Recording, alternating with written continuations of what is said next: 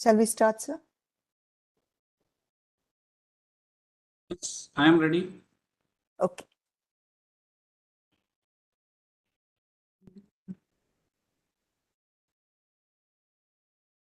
Ladies and gentlemen, esteemed guests and participants, a very warm welcome to all of you. It gives me immense pleasure to welcome you all to the webinar on GATE, Scope and Opportunities. Sincere appreciation to all of you for taking time off your busy schedules to join us today.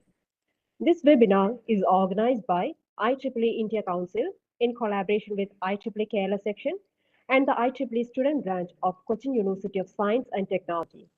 As many of you are aware, Graduate Aptitude Test in Engineering, more commonly known as GATE, serves as an important milestone for countless engineering and science graduates as it opens the doors to further academic pursuits and rewarding career opportunities in both the public and private sectors.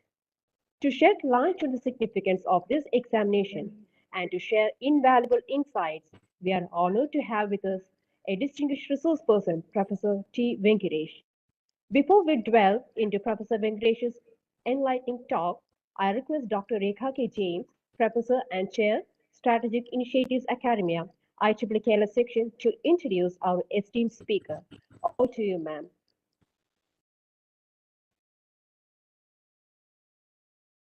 Thank you, Rose. Good evening, everyone. It's with great pleasure and honor that we introduce our esteemed guest speaker for today's event, Dr. T. Venkatesh. Dr. Venkatesh is a professor and head of the Department of Computer Science and Engineering at Indian Institute of Technology, Guwahati.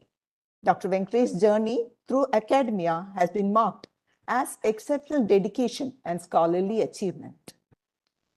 He completed his PhD at the prestigious Indian Institute of Technology, Madras in 2009, paving the way for the remarkable career in the field of computer science and engineering. His research pursuits primarily revolve around the intricate domain of the performance evaluation in computer networks, a field that holds critical importance in today's interconnected world. One of his notable contributions to the field is the co-authorship of the book, An Analytical Approach of Optical Burst Switched Networks, a significant publication by Springer USA. Furthermore, Dr. Venkatesh serves as an associate editor for the prestigious journals, including the Springer Journal of Network and Systems Management and IEEE Networking Letters. His membership in the senior member category of IEEE further attests his eminence in the field. Beyond his scholarly endeavors, Dr. Venkatesh has actively engaged in the administrative activities, including chairing and organizing significant events such as JAM and GATE for several years. Dr. Venkatesh's excellence has been recognized and celebrated through numerous awards and honors. Notably, he has received the Microsoft Young Outstanding Faculty Award in 2010-2011 and the Microsoft PhD Fellowship from 2004 to 2009. His contributions have been acknowledged with the Best Papers as well as Best Poster Awards in various conferences.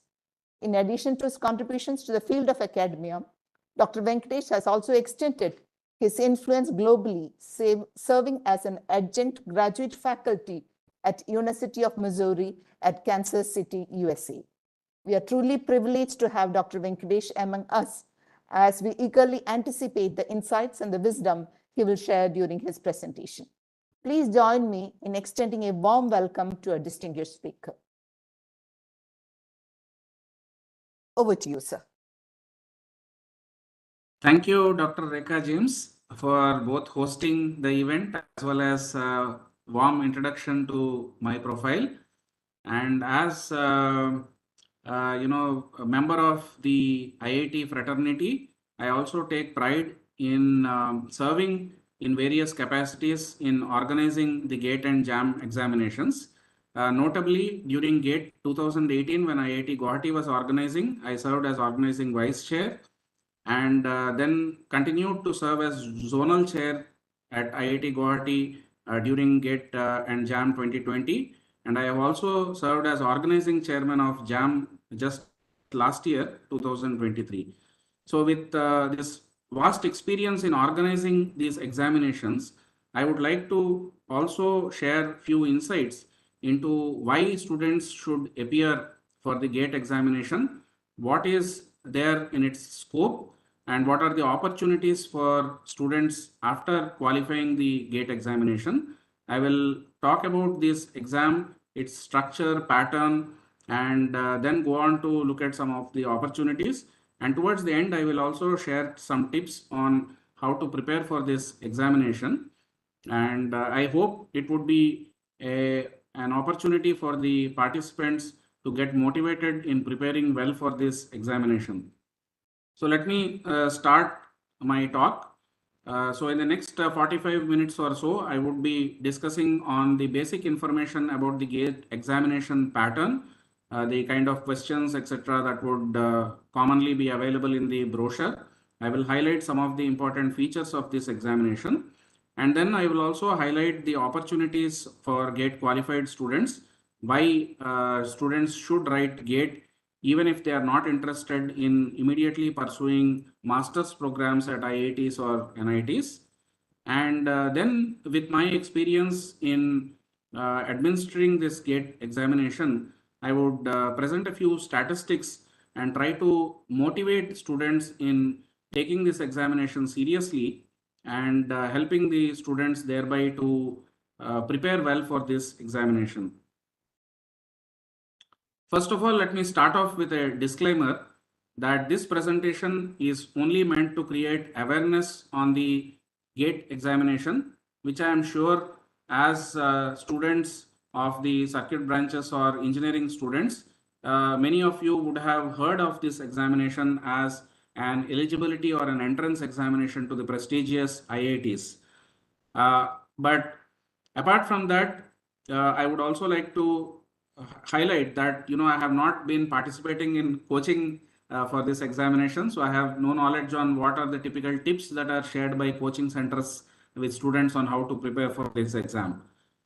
Let me also highlight the fact that GATE is only an examination that helps the students to benchmark themselves when they appear with other students across the country. And GATE as a body does not yet do centralized counseling or admissions. It does not facilitate the admissions. So just by writing GATE, you would not get call letters from institutions, or you would not be in any position to automatically get admitted to the institutions. So in that sense, I am not going to give you any advices on what programs to choose and what programs to join, etc., because the purpose is not to advertise certain programs or certain degrees as compared to the others. Remember that having a GATE scorecard does not automatically assure you an admission or a job, because all these recruiting organizations or admitting institutes have their own additional criteria as far as the graduating degree is concerned. So be aware of that as well. So in that context, before you try to understand what GATE gives you, you should first of all be aware of what are the different programs of higher education that are there in the country, and what are the general restrictions or terms and conditions specific to those institutions or organizations that you are applying. So each institute and organization has its own requirements, and GATE as a body, examination conducting body, would not be responding to students' queries on the program specific information. So some of you might want to look for a single place of information, and I have seen in the past that many students write to the help desk of GATE asking for specific information about programs or the admission criteria, and you would not be getting reply simply because the GATE examination conducting body is not aware of these requirements, or they do not take part in framing these requirements. With this disclaimer, let me welcome you to this session on GATE. GATE 2024, as you know already, it is organized by the Indian Institute of Science, Bangalore.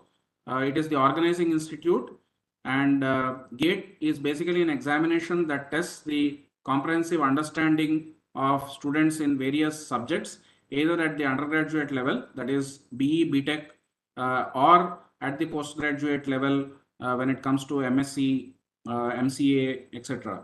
So it's basically an examination that is conducted in diverse set of papers across engineering, technology, architecture, science, and more recently also on humanities and social sciences. It is conducted jointly by all these institutions, 8 institutions on behalf of Ministry of Education conduct this examination, of which one of the institutions is designated as the organizing institute. But all the institutes together are responsible for framing the guidelines, making the question paper sets, etc. And so there is no single institute which takes up the entire responsibility of the examination. What are the benefits of qualifying in GATE examination? I would start off with this first. Let me highlight that GATE is being used at various places. One is the basic purpose is that it facilitates admissions to many postgraduate programs, both masters, MTech, MS, etc., and PhD across the country. It primarily serves as a benchmarking exam to tell where do you stand when you compete across the other undergraduates or equivalent students across the country. There are also some international universities like NTU, NUS in Singapore and TUM Germany, which also accept GATE scores for admission to their postgraduate programs. It is not exhaustive. There could be other institutes. To our knowledge, these are the institutes which already consider GATE. For example, NTU, NUS has been considering or recognizing GATE for their admission for now several decades, almost 2 decades, I would say.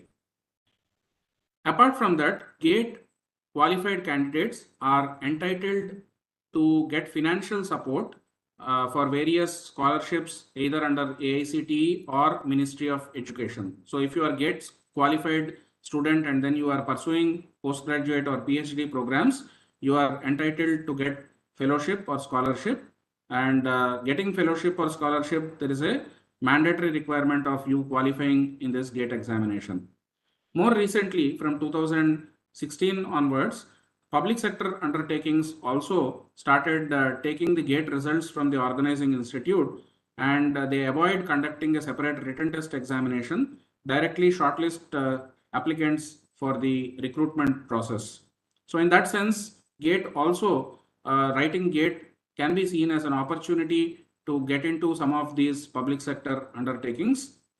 Apart from this, even after expiry of the GATE scorecard, that means after the validity is over, many organizations keep asking for GATE scorecard or whether the students have qualified in GATE at any point of time. This is being checked because GATE serves as a benchmarking examination at the undergraduate level. So in that sense, you should remember that even though you are not immediately aspiring to join master's programs or PhD across the IIT, appearing for GATE and getting a good score or getting a scorecard might help you in the long run in recruitment process, including project positions, research project positions, or even PhD. So PhD at IITs, we consider GATE qualifying at some point of time as a mandatory criteria for admission into PhD programs in many of the places. Let me start off with who is eligible to appear. GATE can be attempted by students in third year or higher year of any undergraduate degree or integrated master's degree program, or those who have already graduated in engineering, technology, science, architecture, or humanities degrees. Students of 3 years bachelor's programs are also eligible technically because the current requirement is only 3 years of study after the 10+2. However, 3-year bachelor degree students are not eligible to directly secure admissions in postgraduate programs. So if you are appearing in the final year of BSc or BA, BCom, etc., then the admissions are not open for you, and the scholarships are given only for undergraduates of 4-year programs as of today. However, GATE body does not check for any of the degree or disciplines. So anybody is free to write the GATE exam, but please check with the syllabus and the requirements of the admitting institutes before you write the exam, and then probably think that you are not eligible for admission, etc. GATE every year is conducted usually in the first and second weekends of February. So accordingly, the dates have been fixed for 2024 also. The application portal is already open. Please do apply if you have not already applied before 29 September with the regular fees. And after 29 September, the fees is increased. There is an extended period where the fee is higher. Today, GATE is conducted in almost 30 different papers. This year, as many of you might have noticed, there is a new paper that is added, which is data science and artificial intelligence. So each of these GATE papers is itself self-contained. It is a 100-mark paper, duration is 3 hours, and students are allowed to take 2 papers. There are specified combinations which are allowed. Because of scheduling constraints, you may not be able to take any 2 papers. There are specified set of papers which are permitted, and if you apply for those 2 papers, then the schedule will facilitate you to write in 2 papers. Why should you write for 2 papers? Basically because the admitting institutes may have different requirements. So some of the admitting institutes for a particular program, they might be taking people or students from multiple papers. So based on the admitting institute's criteria, please check which all papers would facilitate your admission into corresponding MTech or PhD programs. Similarly, when it comes to PSUs, many of the PSUs take from almost close to 7-8 papers, or sometimes even 20 different papers of GATE are considered for the recruitment process. So keeping these requirements in mind, accordingly you may choose the papers.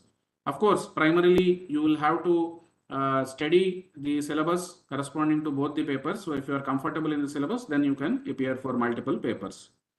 Those who are doing interdisciplinary degrees, interdisciplinary programs, they would find these sectional papers to be very beneficial, because the sectional papers in engineering sciences called as XC and sectional papers in life sciences called as Excel have this structure that they have typically a compulsory section, and you can choose any of the 2 optional sections among the ones specified.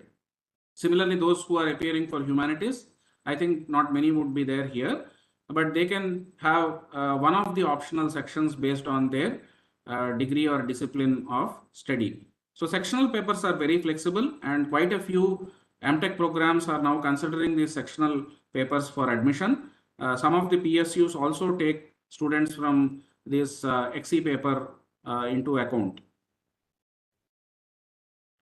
So I will not dwell much on this schedule. Already I talked about the dates. It is conducted either in the forenoon or afternoon. The exact schedule, the papers mapping to these sessions would be available sometime later in November. Once you have written exam, the results are declared just about a month after the exam. And based on the marks that you obtain, one obtains in the corresponding paper, and the cutoff marks or the threshold marks, then it is decided whether the student qualifies or not. So if you score marks above the qualifying mark, then you are considered to be qualified and you would be issued with a scorecard. If you do not get marks below the qualifying, or you get marks below the qualifying mark, then you would not be getting the scorecard. So GATE qualified students means those who secured marks above the qualifying cutoff. I'll just talk about how these cutoffs are arrived in a minute. Okay, your scorecard would contain the total marks, the GATE score, and the All India rank, number of students who have appeared in that particular paper, and the cutoff marks for various categories.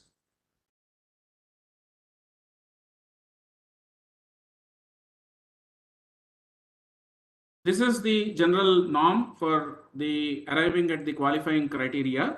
For example, for general category students, the mean of the marks of all the students appearing and the standard deviation, mu and sigma, they are calculated, and mu plus sigma or 25 marks, whichever is higher, is decided as the qualifying mark. So if for example, mu plus sigma sometimes could be 30, in which case 30 is the qualifying mark. If mu plus sigma falls below 25, then 25 becomes the qualifying mark. And there is relaxation based on the category government regulations. 0.9 times the general qualifying mark for OBC and CLEWS, and for SCST PWD it is 2/3 times the general qualifying mark. So in your respective category, if you have scored above the qualifying marks, then you are considered to be qualified. Sometimes the papers might be conducted in multiple sessions, in which case the marks and score are normalized across 2 sessions. You are given marks based on the normalization formula. Generally, the percentage of students qualifying in a particular paper can vary between 10% to 24% across the papers. Over the years, this has been the trend. When the paper becomes tough, 10% or less, around 9% students qualify, whereas when it is relatively easier, about 24 to 25% of the students qualify.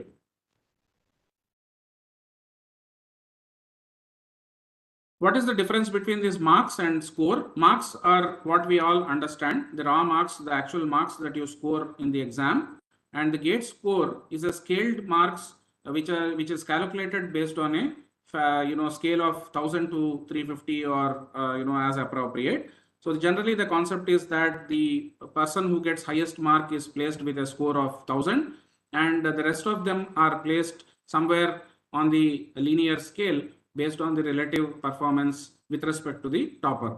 Kind of percentile computation, but there is a standard way in which this score is calculated, which would be available on your scorecard. So in general, this GATE score reflects the relative performance level of the candidate with respect to the topper in that particular paper. Why we use this GATE score is that GATE score is comparable across multiple papers and also across multiple years. So when we are comparing GATE 2021 and 2022 scores, we can look at this score to understand where the candidate stands across 2 different areas with respect to the topper.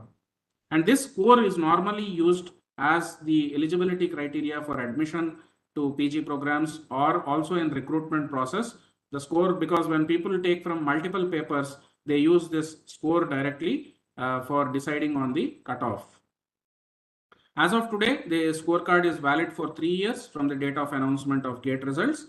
So if you are in final year of undergraduate degree, you have qualified in GATE, you will still have valid GATE scorecard even after you have completed your MTech program. You can use it once again for either recruitment or for PhD admission, etc. So that is also another incentive to students. Keeping the scorecard validity for a longer period of time helps you to use the scorecard multiple times at different venues.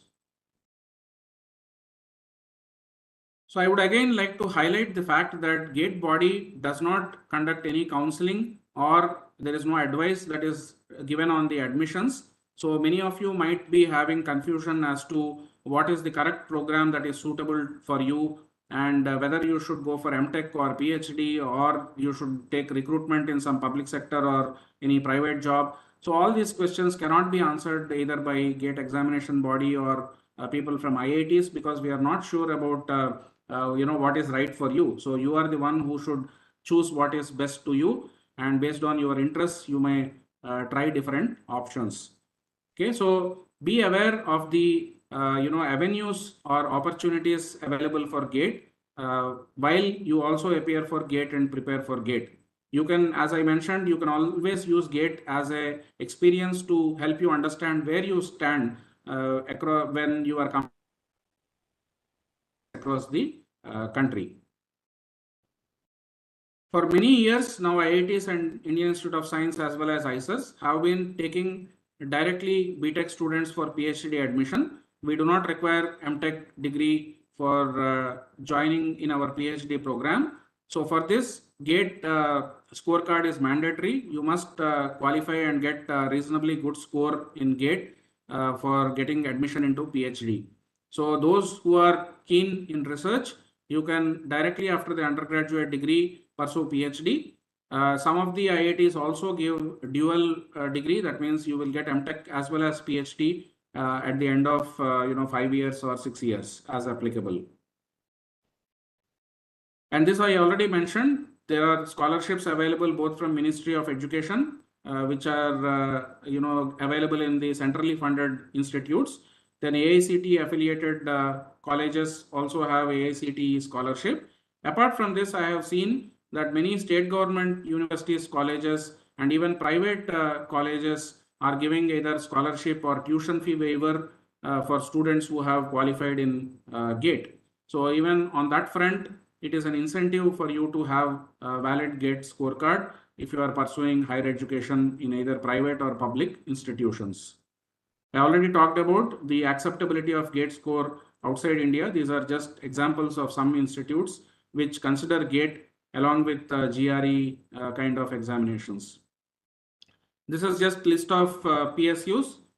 This list of PSUs keeps changing because once a PSU hires large number of or recruits a large number of people, then they may not do it immediately for 1 or 2 years. So the list of companies might be fluctuating.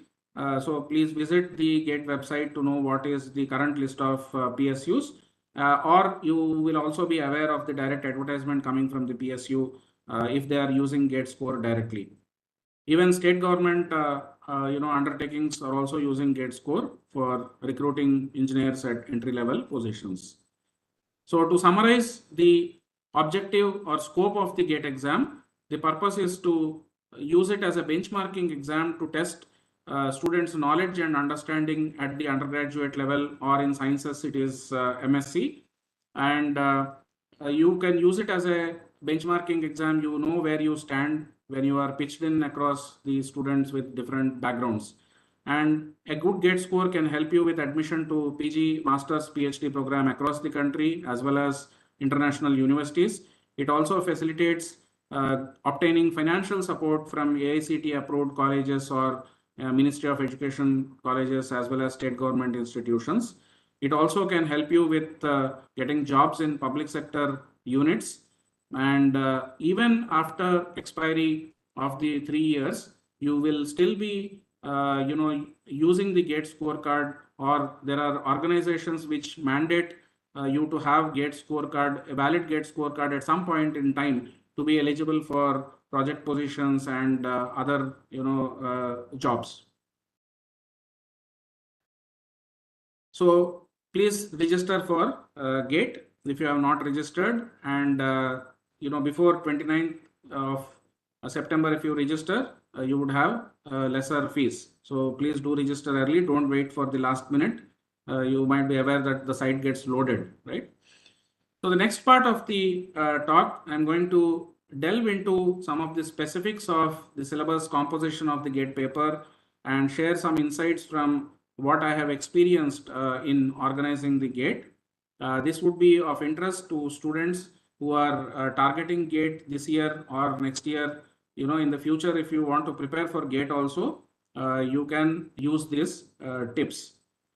I also wanted to emphasize one fact, that there is no limit on the age or no limit on the number of attempts that a student can take with the GATE paper. So unlike the JEE Advanced, where you have maximum 2 attempts, GATE, there is no age criteria or there is no criteria on the number of attempts. So you can write any number of times, but prepare well when you are appearing for GATE. All the major papers, particularly with respect to circuit engineering branches, you would realize that there is general aptitude for all the papers with 10 questions and 15 marks weightage. And engineering maths is built into most of the engineering subjects. And this engineering maths typically will have 15% weightage. So these two are fixed components. So 15% weightage for engineering mathematics and 15 marks, which is again 15% for the general aptitude. And rest of the marks are distributed across different sections from the concerned subject. For example, in the syllabus, if you look at the syllabus, you would find section titles like electrical circuits, analog and digital electronics, etc. for EEC branches. And the marks distribution across the sections might vary across different years. So there is no standard marks distribution that is fixed for different sections. But generally, if you look at last 10 years or last few years of question papers, you can easily understand what is the relative importance that is given to each section. It might change slightly, but more or less it remains fixed because this is based on the understanding of the concerned paper setters that what topics are covered in detail at the undergraduate level across the country. So please look at the past few years question papers and work out this marks distribution across the sections when you are trying to prepare for GATE examination. One general myth that I have come across, when I interact with student community, is that there is this perception that the organizing institute, for example, it's IIT Kanpur, then the electrical engineering papers tend to be tough, etc. There is absolutely no basis to this. The organizing institute has no role to play in determining the toughness of the paper or which subject is set at where, and because it's a coordinated effort. The paper setters and the teams are formed across different institutions. So there is absolutely no logic in kind of guessing that what would be the relative toughness of a paper if a particular institute is organizing.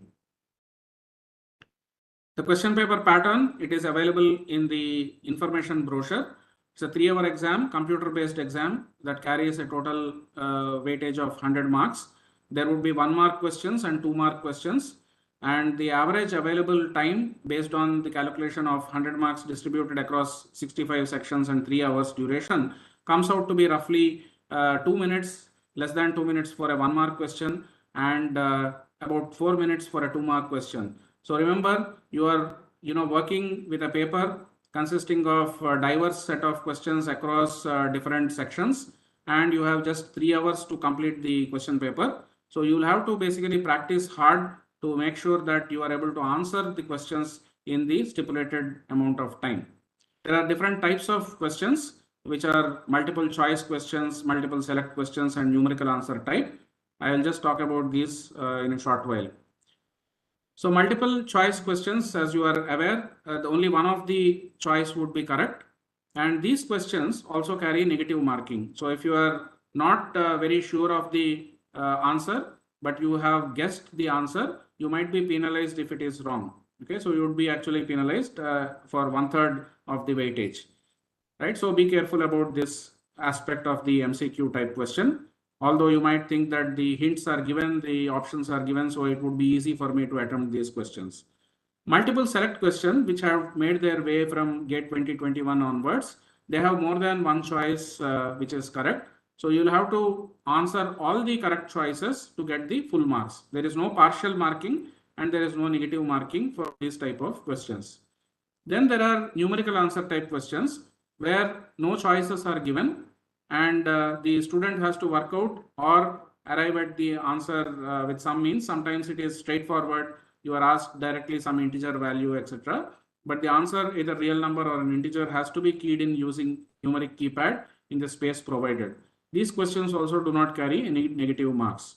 Since it's a computerized question, computer-based test, all the questions are of only this objective type. There is no subjective questions, no handwritten exams, etc., handwritten answers. Generally, about 40 to 70% of the weightage comes from the MSQ to NAT because we discourage students from getting through the answers using guesswork. So the percentage of MCQ questions would be relatively lower compared to the percentage of MSQ and NAT type of questions. I'll talk about the different types of questions in terms of what are the abilities that we are trying to test from students. Broadly, these are testing either your memory skills, or comprehension of concepts, or the ability to apply these concepts to some numerical problems or problem solving skills, and finally synthesize multiple concepts and arrive at the answer with hidden assumptions, etc. So if you look at the past question papers, you would be able to identify which are the very easy questions which would fall under simple recall or memory type, and some questions would be obviously some comprehension type, simple application of a formula or substitution of values into formula, etc. Whereas the other type of questions would be little harder. Okay, this is just to highlight how the interface would look like. You would see either radio buttons for multiple choice question or check boxes for multiple select. There are instructions available both as a part of the mock test as well as the exam. You have to read the instructions carefully to understand how to answer these questions. Many students also fail in understanding how to answer the questions. So please prepare properly for attempting this computer based question. In general, the 1 mark questions would be relatively easier because the time required to answer these questions also is very less. So these would be coming from the memory type or recall type and the comprehension questions. And the 2 mark questions would be little more involved. They would require more time to answer or solve. The multiple select questions sometimes could be very confusing. They may have more than one correct option. You will not be able to eliminate the incorrect option easily. So these also sometimes fall under the 2 mark category. And most of the numerical answer type questions, unless they are very simple, simple recall type, they would be in the 2 mark questions. Okay, so again, engineering mathematics would be about 15% in the total 100 marks. So just to highlight what is this, types of questions that I am talking about. These, types are defined in Bloom's taxonomy. So we are trying to test the level of understanding at different levels. Okay, the understanding sometimes is simply memory based, in which case we call this as a recall type question. So recall questions are based on simple facts, principles, or formula or laws of the discipline. We are testing simple the ability of students to memorize and then reproduce. Okay, and the next level of questions would not be so easy. We try to understand the candidate's ability to understand the fundamentals and then draw some simple conclusions from these fundamental ideas. So sometimes it might involve doing short, simple computations, applying some formula, doing some substitutions, etc. Okay, so I would not go into the specifics of these type of questions. I have picked up just some examples from the previous year question papers, mostly I think for the computer science. But what I want to highlight is among the 1 mark questions, you would generally find these kind of very simple questions and not so simple, but they are easily doable if you remember the formula or you remember the basic fundamental concept. Then there would be slightly difficult questions where the candidate has to apply the knowledge through either computation or logical reasoning, and would have to probably sometimes read a lengthy question, understand the assumptions correctly, and find out what is being asked and what is the hidden information. So this would require you to spend some sufficient time, and maybe some logical reasoning skills have to be exercised in answering such questions. So these would be slightly tougher. The final level of questions where we try to filter the absolute cream from most of the students. We don't expect majority to attempt these questions ourselves. They would be really hard, but the point is that you should not get discouraged by looking at these kind of hard questions, because there would be very few in number. Maybe 20% of the questions would be falling into this category of analysis and synthesis. So they would require, first of all, you to understand multiple pieces of information, read the question carefully. More than one piece of information would be given. There would be sometimes unstated assumptions. There might be unwanted information given. So you'll have to separate the useful information from the irrelevant information. So all this synthesis is done before you try to solve the question, and you may not be actually getting any direct hints or getting any clues on how to solve this question. So this would of course require you to practice really hard on this level 4 kind of questions before you are able to attempt them in the examination directly. So if you are not very well prepared to attempt such kind of questions, you have not studied the concept very deeply, you have not thoroughly understood the concept, then it would be futile to attempt these questions because they would waste a lot of your time, and as a result you may not be able to answer some simple questions which you could have attempted otherwise due to lack of time. So when you look at past question papers, you have to carefully analyze, put them into different categories. Of course, with the assumption that you first of all have gone through the syllabus carefully, you have read all the relevant concepts and the material, then you will be able to identify. Otherwise, your teachers also would be able to kind of categorize questions into simple, relatively, easy, and then or slightly difficult, and then more difficult and very hard kind of categorization, and would be able to guide you, help you with, attempting such questions. So practice, of course, would be absolutely required. Generally, when we set questions, from the IIT system, we kind of pitch in 50% of the questions to be relatively easy according to us. Again, they would be of recall, comprehension, or application type. 30% of the questions would be having moderate difficulty. It is doable with a reasonable amount of time. Maybe slightly more time is required, but if you have practiced well, you would be able to solve it in the given time of the exam. Only 20% would be very challenging. So that is the general assumptions that we make even while making the question paper. And you also would notice that there won't be many questions on a single concept. So generally we kind of cover only one question on each concept because the syllabus is vast. The overall standard is supposed to facilitate average marks to be around 50%, but this is often observed in only few papers like metallurgy, mining, AG, PE papers. Okay, most of the papers, including the core engineering branches like circuit branches or even other civil, mechanical, etc., we find that the average marks is very low. Okay, it's around maybe 20%, etc. Primarily because of the lack of preparation, maybe from students, and sometimes the syllabus is probably not covered, or you are not ready with the exam, you are not practiced well. I would present some statistics from the public domain, which is available in GATE 2022 website. It is not to discourage you. I will talk about some positive aspects of these statistics in the next slide. But to give you an understanding, generally, this has been the trend that the percentage of students who qualify in the exam is consistently around 16 to 18%, because the number of students who appear would be large, and those who have prepared well and who can score marks above 25 is relatively only this much percentage. Okay, so if you look at the absolute qualifying marks again across different papers, it would not be consistent. For example, here in this table you see CS and EC, they are 25 because probably the mu plus sigma was lower than 25, and in other cases the mean plus standard deviation crossed about 25, so you see the actual qualifying mark. Again, this is another important piece of information available from GATE 22 website, from the statistics that are shared.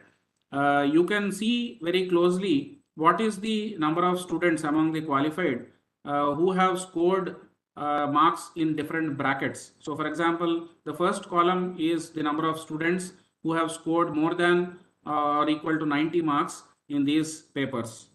And the next column is students who have scored between 80 to 90, and so on and so forth. So I will tell you positive picture of this statistics. If you look at it from negative perspective, you would realize that the paper is very hard. Not many students are able to score more than 70 marks or 80 marks. So for example, in computer science, if you add up the number of students who have scored more than 70 marks, it's just 13, okay, out of the 12,725 candidates. But on the other hand, it gives you an opportunity to prepare yourself well. So once you have identified which topics are being asked for what weightage, you will have to just work around and be thorough in those sections of the syllabus. And if you are thorough in few sections of the syllabus, you are able to attempt all the previous year question papers independently in those sections. With a high probability, you would be able to also attempt all these sections or questions very well when it comes to the main examination. Okay, so it is not, if you are able to, for example, in computer science, if you are able to score just above 50 marks. Okay, or yeah, so above 50 marks, you would easily get a seat in IITs or NIT system, because total put together the number of students who are more than 50 would be hardly 6 to 700 students, right? So this is the positive thing that I want to emphasize. The exams seem to be tough, but it just shows that generally the students who are appearing are not very well prepared, because those who have qualified, they would of course definitely say that the preparation, if it is good, you are able to easily kind of perform well in this examination. So with this, I will also give a few tips, as I mentioned in the disclaimer. I am not involved in coaching, so I am not very sure what kind of tips would essentially help you. There is, as a teacher, I would say there is nothing like cracking the exam or, conquering the exam without sufficient preparation. So first thing that you will have to do is look at the syllabus carefully, identify whether you have covered all the topics in your undergraduate study. Otherwise, you can do online courses. You have a lot of study material to read these topics yourself. And once you are sure that you have basic understanding of the complete syllabus, okay, all the topics in the syllabus, then you can focus on sections that typically cover maximum marks.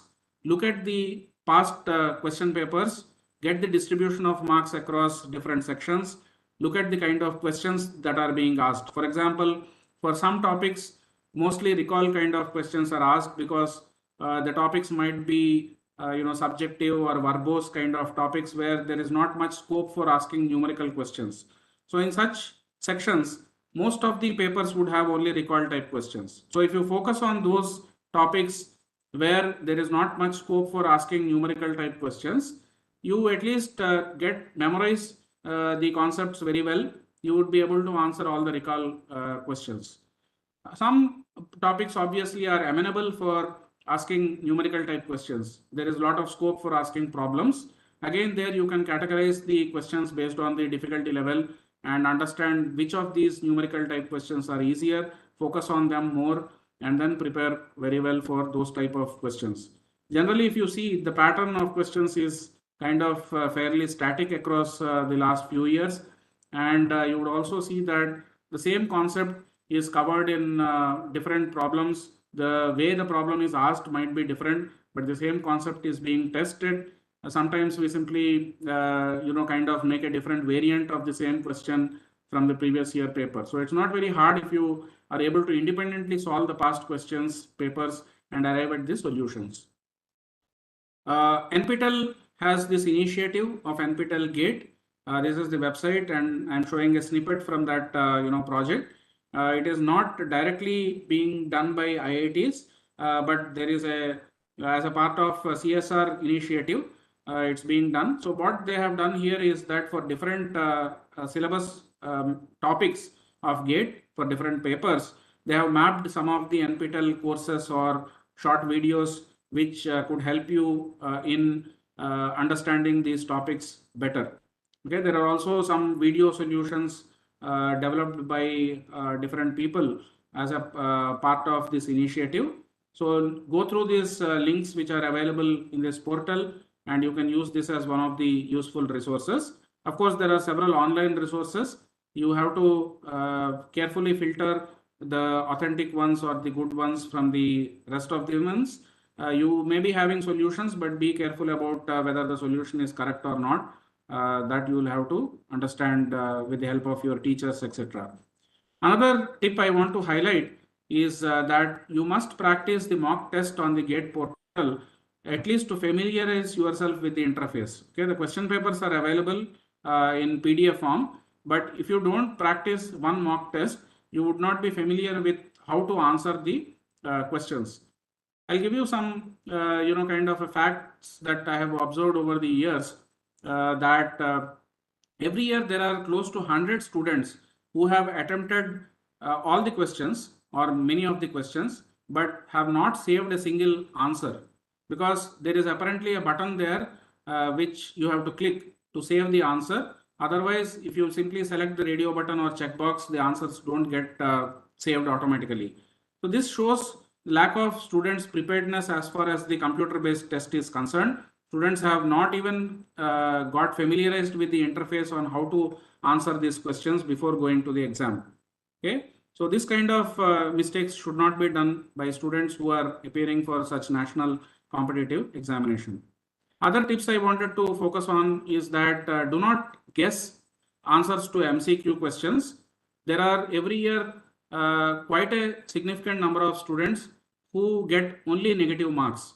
That happens only when all the MCQ questions are answered incorrectly. So you get penalized with the negative marks, and the negative marks outnumber the positive marks, right? That is when you end up with total negative marks.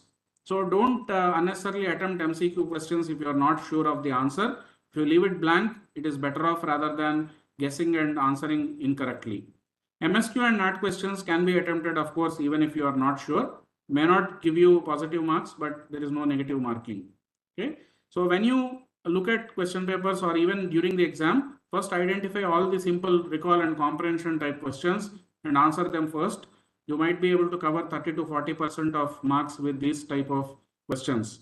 And when you prepare, always make sure that you understand the concept. Don't memorize the solution. Okay, memorizing the solutions is not going to help. You will have to understand the basic concept behind it, read the textbooks carefully, and then try to solve the problems on your own. Because memorizing solutions won't help, because the same problem in its exact wording may not be asked again. There might be some different assumption, or there might be some twist to the question which you might have seen in the previous year question papers. Okay, so there is plenty of online material, but please refer to only authentic textbooks, the ones that are followed in NIT, IIT system, or even in your colleges, and look for online sources which are authentic only. Okay, so generally the reason why GATE paper is set this way is that we want to test the students' understanding of concept at different levels based on the Bloom's taxonomy. So we want to not only test the basic knowledge of terms and concepts in terms of memorization or a basic ability to substitute simple formula and arrive at solutions, but we also want to test higher level skills like problem solving skills, understanding the inherent assumptions, and understanding the basic scenarios correctly, and then arriving at the solutions through different methods, because sometimes you may not be familiar with the kind of method that is expected to solve a question. So please solve questions, please practice hard to attempt at the higher level kind of questions. We also look for deep reasoning skills in some 20% of the questions. Okay.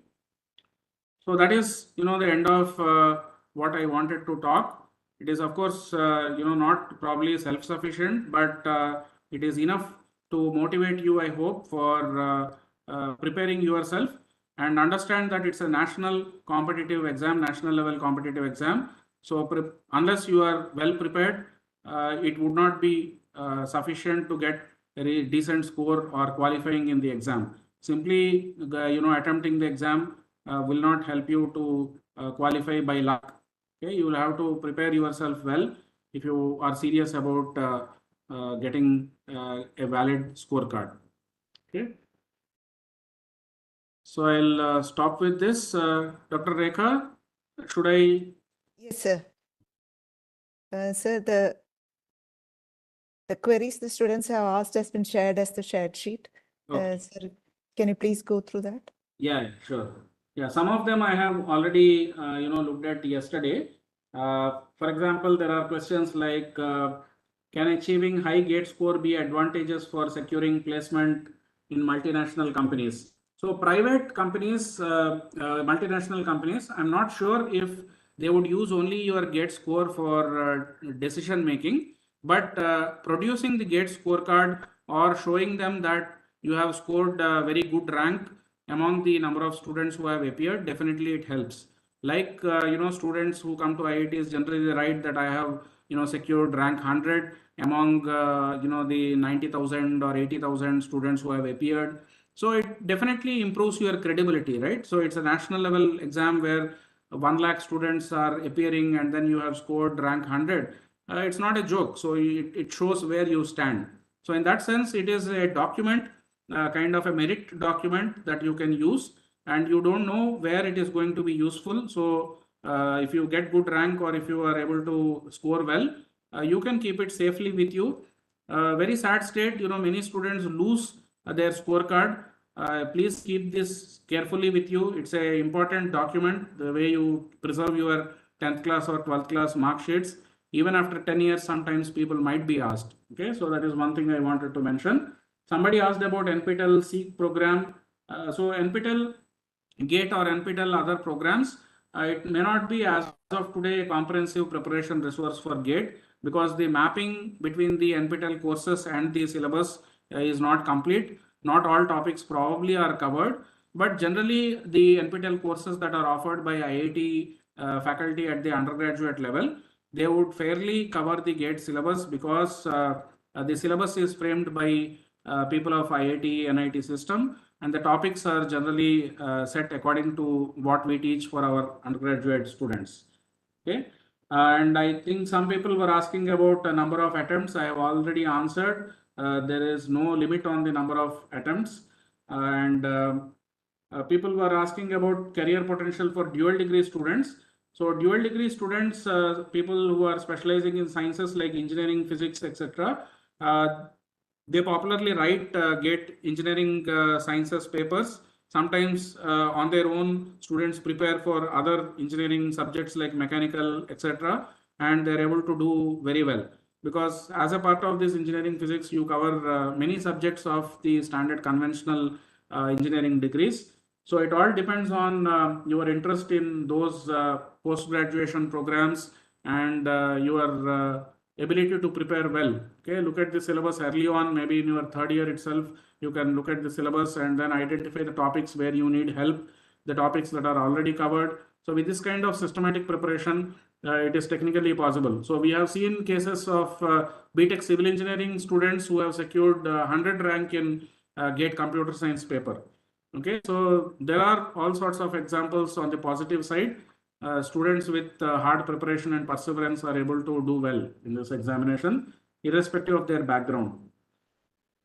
Okay, so people are asking about recommended studies resources for GATE exam preparation. I think I have already covered. Go with authentic textbooks that are followed in standard engineering colleges, and the numerical problems or exercise problems there. There are enough worked out examples, etc., in textbooks as well as online portals. So go through them carefully, understand the concept, not just memorize the problems and their solutions.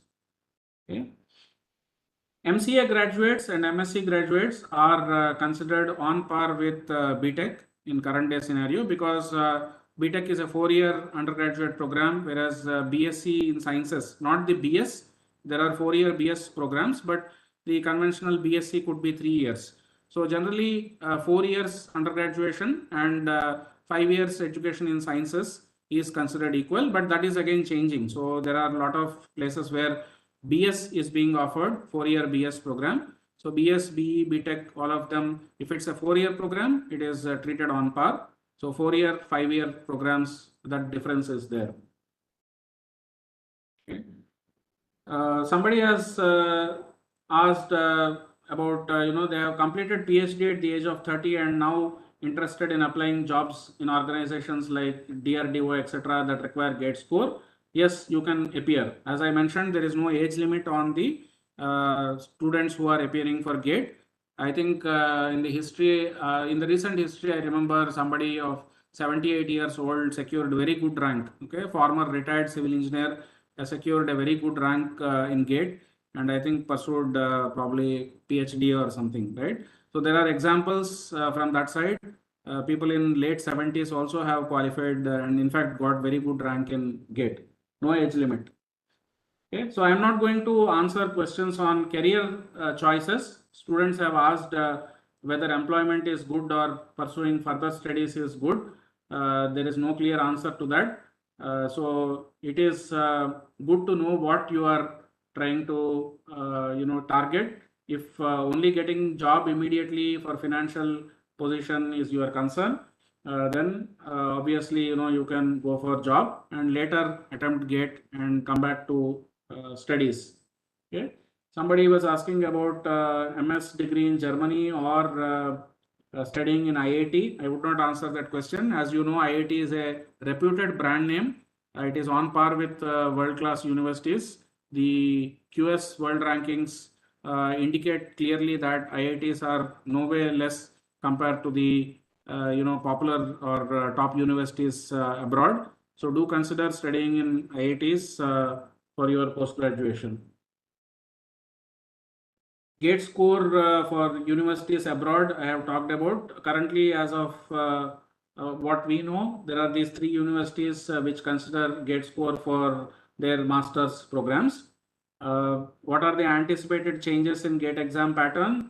There is no change. As far as I know, it is same because the brochure is already out. If there is any change in the exam pattern, types of questions, it would be announced in the brochure. Okay, so please prepare based on the same pattern as per previous years. How in-depth should a student delve into GATE syllabus while preparing for the exam? So this again, it is on par with what is typically taught for undergraduates in IIT system. So the topics are prepared based on what we teach for our undergraduate degrees. So if you look at NPTEL courses, you would fairly get an understanding. Even otherwise, you look at the previous year question papers and try to judge in a concept how deep can somebody go. Okay, sometimes just because of the concepts itself, for example, mathematical concepts are generally harder, right? So when it comes to engineering mathematics, calculus, etc., even though to a mathematician the question might look simple, for engineering students the question might become very tough simply because we are not very well prepared with those topics. So sometimes theoretical concepts they could be very tough to understand. So as a result, the questions turn out to be tough. But otherwise, the level what is being expected or the skill that is being tested is identical in both theory as well as systems kind of subjects. Okay, so the 4 levels that I talked about: recall, comprehension, application, and synthesis or analysis. Those are the general levels that are tested with respect to a particular concept. Are there any scholarships available in India that consider GATE scores as qualifying criteria? Yes, absolutely. All the Ministry of Education and AICTE scholarships, they are linked directly to GATE score. If you are not qualified, then you are not eligible for getting fellowship. Okay, even if you have secured MTech seat without GATE, you will not be eligible for scholarships unless the scholarship is given by private entities. People are showing interest in this additional paper DA, okay, which is Data Science and Artificial Intelligence. So as I mentioned, GATE is conducted in 30 different papers. Each of these is an independent paper. Okay, so for each paper, the GATE would, the candidate would receive a separate scorecard. So if you are appearing for 2 different papers, you will get 2 scorecards, one corresponding to each paper. And you can use both the scorecards depending on where your score is higher. You might get preference in admission, right? Otherwise, both scorecards are independent. You will get 2 scorecards if you are appearing for 2 different papers. Okay. ISRO also, I think, used to take based on GATE. I am not sure whether they are still using that. They might be doing their exam. So look at ISRO's website. If you want to look at their recruitment process, you should look at the concerned organization's website. Students are asking after the graduation, if I go for a job in 2 years, will we be able to pursue MTech? Yes, as I mentioned, there is no age limit for doing MTech. Okay, and MTech is done whenever you want to acquire higher level skills or deeper understanding of specific concepts. Okay, in BTech, what happens is you will read lots of subjects, but you don't read a single subject or a single topic in multiple subjects, right? So, for example, from computer science, if I say operating systems, right? You do only one subject of operating systems. You don't do advanced operating systems. So in MTech, you would do more advanced study of some of the subjects that you have studied in the BTech degree. So that is the reason why people do MTech, for getting deeper understanding, and it helps you to get specialized jobs, I would say, okay, which would not be possible after BTech. Engineering first year, somebody wants to prepare for GATE. I think, in first year, you might be doing very few courses of GATE syllabus. Sometimes you may not be doing any course of GATE syllabus. Whatever syllabus topics or subjects you are covering, if they are part of the GATE syllabus, you try to solve the GATE question papers and understand how to solve those questions in the relevant subject. So every time you prepare for your university exams, make it also a point to identify some of the problems from GATE previous year's question papers and solve those questions. Even though they may not be asked directly in your university college exams, it would help you in your preparation for GATE examination. Okay, GATE or CAT, I will not directly give an answer because it depends on where you are interested, whether you are interested in business studies or engineering studies. Right? I think engineering physics I have already answered.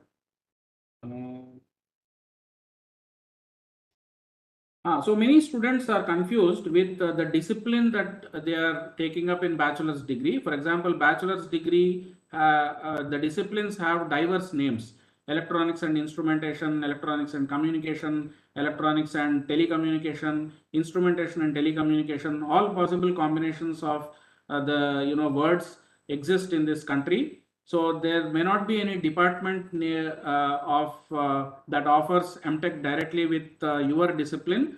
There may not be a department in the higher educational institutions with that name, but be assured there is no relevance of this discipline name directly in the admission process. Similarly, when you are writing GATE paper, what you should look at is which paper suits me. For example, you want to write IN instrumentation, or you want to write ECE, or you want to write CSE. It is purely based on the syllabus that is covered, okay, in your undergraduate program. If you have covered most of the syllabus in your undergraduate degree and some topics you can prepare on your own, then you should attempt that paper. Okay, but if you have not covered majority of the syllabus, only 30 or 40% of the syllabus you have covered, then attempting the exam and expecting that you would qualify, it may not really work out, right? Because as I mentioned, you may find tough questions in the topics that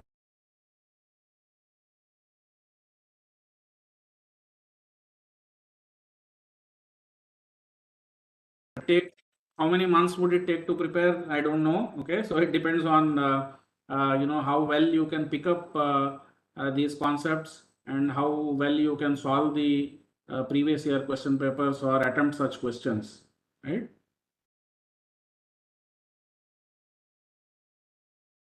Using GATE score, can we get high paid software jobs? No. As I said, software companies may not directly use GATE score in their recruitment process.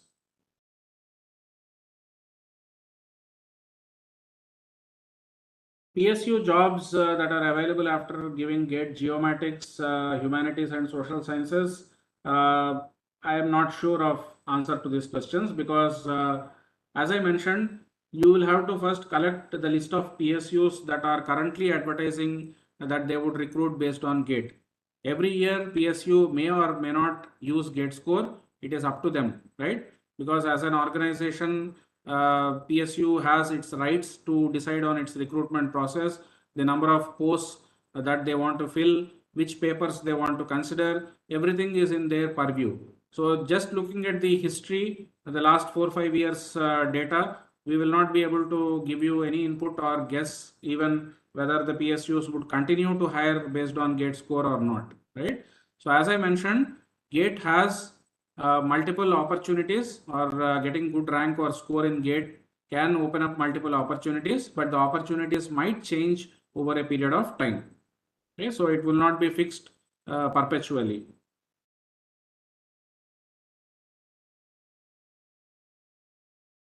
And a lot of students ask questions relevant to what is the minimum score that is required for MTech. Okay, what is the minimum rank or score that is required for MTech admission? So the opening closing ranks of MTech at different institutions, you can obtain it either from the COAP website or asking information from the corresponding institute. The GATE, as I mentioned, GATE examination body does not get directly involved in admission process. Okay, so like JEE, there is no common counseling cell. There is no portal where you can apply and automatically you would be given seat based on your rank. That is not done in case of GATE. GATE, the job ends with giving you the scorecard, and once you get the scorecard, you will have to make application to different organizations independently. You will have to look at the requirements separately. Okay, so that is why when many students write to GATE body or IITs for that matter, asking about what is the general cutoff score, etc., they will not be able to answer. Okay.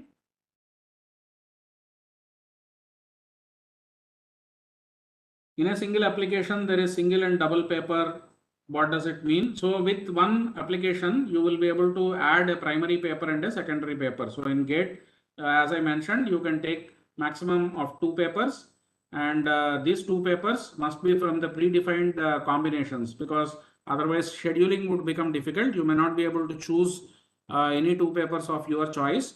There are close to 100 predetermined combinations that are advertised. From those choices, you can take 2 papers.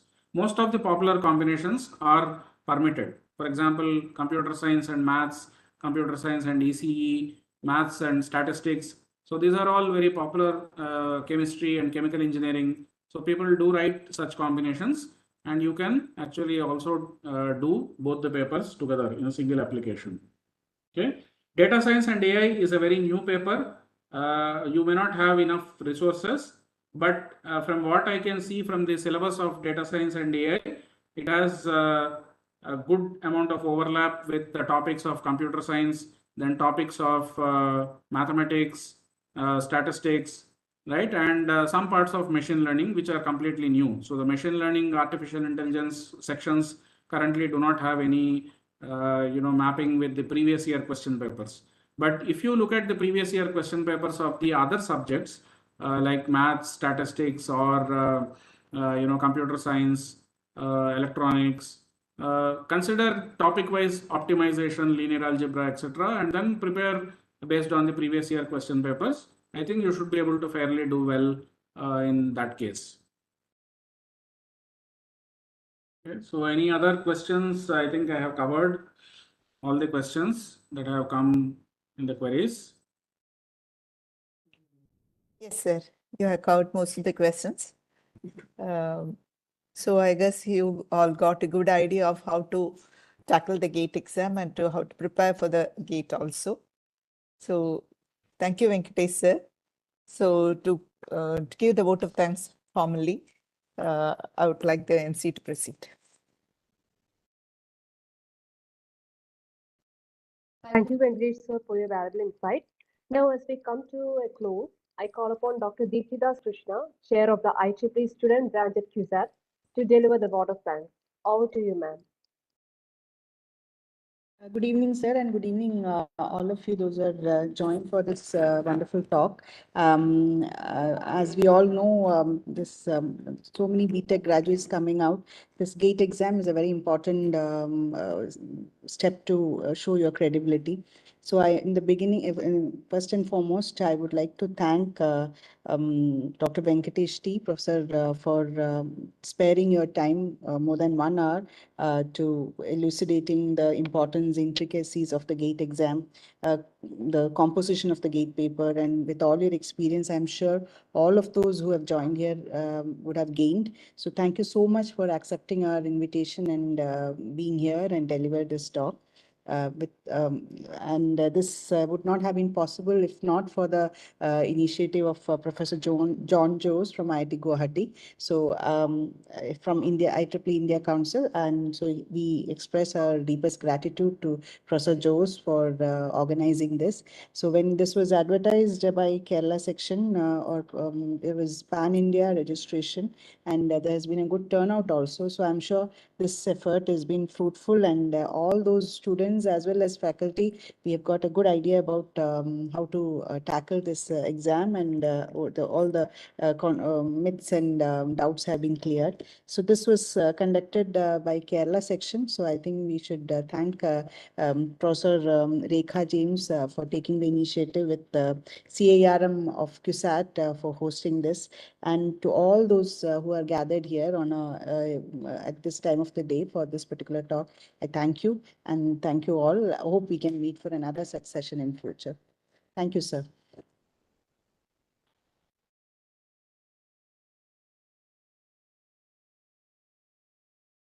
The webinar has officially come to its conclusion. Thank you once again and good night.